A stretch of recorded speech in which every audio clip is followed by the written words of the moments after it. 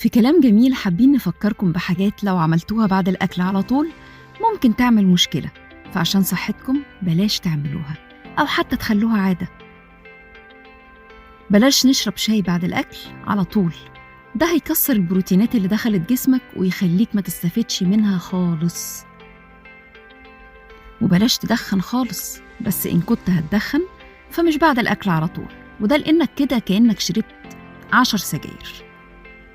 وتالت حاجة، بلاش تاكل فاكهة أو حلويات بعد الأكل على طول خالص، لأنك كده بتساعد الهواء يدخل معدتك ويحصل انتفاخ في بطنك بسبب الهواء.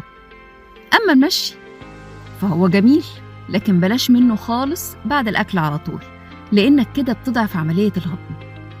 وبلاش كمان تنام بعد الأكل على طول، أظنها معروفة. ليه؟ لأن المعدة مش هتعرف تهضم أي حاجة كلتها خالص. اكتب لنا في الكومنتات بتعمل كام بلاش من دول، وده كله كان عشان صحتك. بس كده، كلام جميل.